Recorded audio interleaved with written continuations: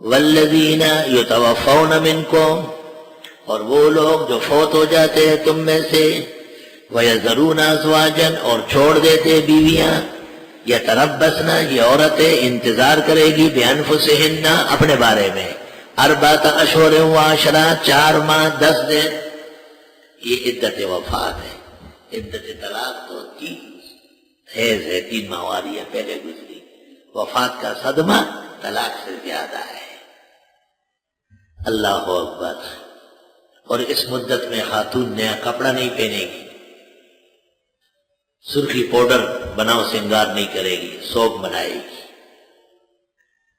4 ماہ 10 دن، 130 دن بنتے ہیں۔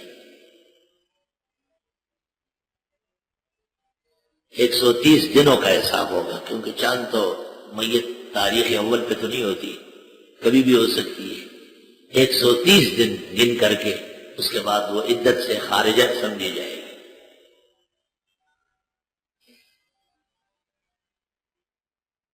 ایک 130 دن 4 ماہ 10 دن ہو گئے۔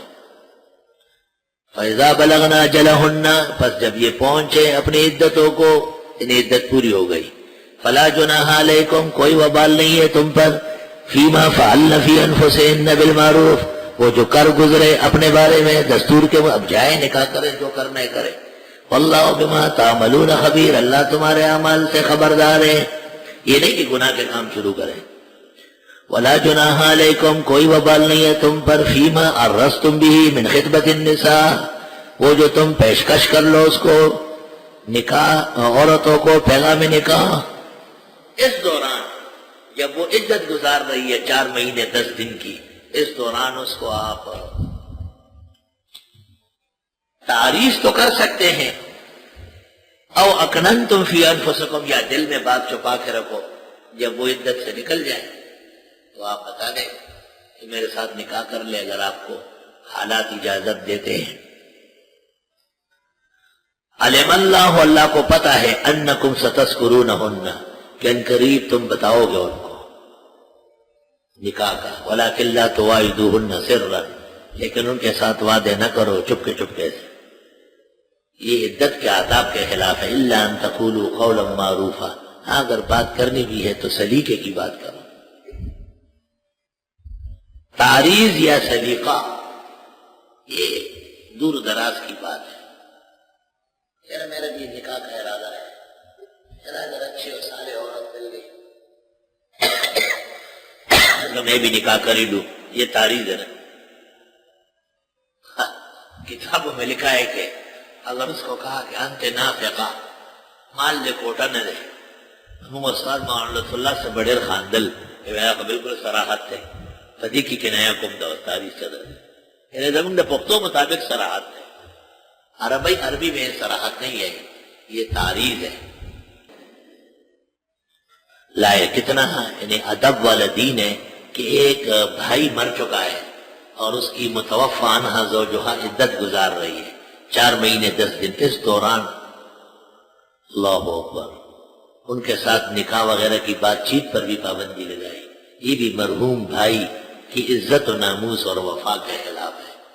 اور شاید ایک وفادار خاتون جس سے خاوند بچھڑ گیا اس کو بھی یہ پسند نہ ہو۔ حاجی امداد اللہ مہاجر مکی، شیخ المشائخ اپنے وقت کے اور سید الطائفہ دارالعلوم دیوبند کے، حاجی صاحب بہت بڑے مقام کے بزرگ ہیں، وصال نہیں ہے ان کی۔ جب حضرت کا وصال ہوا تو حکیم الامت مولانا اشرف علی صاحب نے ان کی اہلیہ کو خط لکھا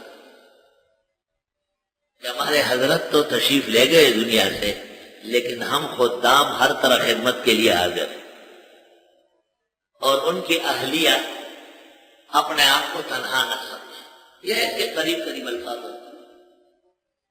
جب عدت ختم ہوئی تو حاجی صاحب کی اہلیہ نے مولانا شرف علی کو جواب لکھا کہ آپ کا خط آیا، دکھ ہوا کہ عدت میں متوفی عنہا زوجہا کو غیر ضروری خط لکھنے کی کیا ضرورت تھی،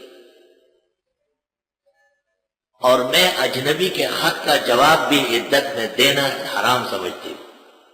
حکیم الامت کہتے ہیں واقعی ہماری پیرانی ہے، حضرت تو نہیں ہے لیکن انہوں نے مجھے ہر طرف سے سیدھا کر دیا.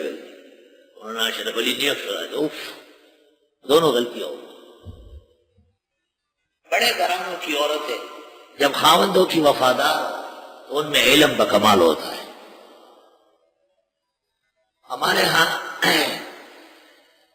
پہلے زمانے میں ایک رواج تھا کہ جب کوئی شادی کسی کے گھر میں ہوتی تھی، بچے کا عقیقہ ہے یا پختونوں کے روایات کے مطابق ختنے کی تقریب ہے یا ختم قرآن ہے یا شادی ہے، تو اس کے 10-15 دن پہلے 21 دن پہلے محلے کی خواتین جمع ہو جائیں آگ کے وقت، اور ان میں 4-5 خواتین گھروں میں جو چبوترا ہوتا ہے جس پہ عورتیں نماز پڑھتی ہے اس پہ کھڑی ہو کر کے قبلے کی طرف دعا مانگتی تھی کہ اللہ یہ شادی خانہ آبادی ہو، برکتوں کی ہو. پھر جب وہ دعا ختم ہوتی تو ایک عورت اس میں سے طبلہ بجاتی. اب آپ پوری بات سن لے ذرا، پتے کی بات آگے آ رہی. وہ عموماً 4-5 بوڑھی عورتیں ہوتی ہیں، دادی نانیاں، وہ کرتی ہے کام. تو 4-5 عورتیں وہ چبوترے پہ چڑھ کے اور وہ یہ الفاظ کہہ رہی تھی جس کے پاس طبلہ بجتا ہے. ان 4-5 عورتوں نے ایک اور بوڑھی عورت کو بھی کہا کہ آپ بھی ساتھ چلیں اوپر اور طبلہ بجانے کے لیے. اس خاتون نے جواب دیا، یہ 5ویں نے، کہ ہاں میرا خاوند لوگوں کا امام رہا ہے، ان کے پیچھے مسلمانوں نے نمازیں پڑھی، میں فضل علی استاذ کی اہلیہ ہوں، میں آپ کے ساتھ شریک نہیں ہوں. جاؤ اپنا کام کرو. میرے دل پہ نقش ہے کہ فضل علی استاد اتنے بڑے تھے کہ ان کے موت پر سالوں گزرے تھے.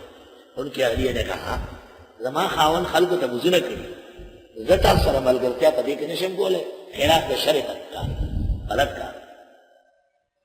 یہ چھوٹا تھا، چھوٹا سا ایسا کھڑا تھا قلم جیسا، لیکن چونکہ اللہ تعالیٰ نے حافظات جیت دیا ہے وہ پوری طرح بھی یاد ہے. یہ بھی یاد ہے کہ کس گھر میں تھا، یہ بھی یاد ہے کہ وہ 4 عورتیں کس کی نانی اور دادی تھی.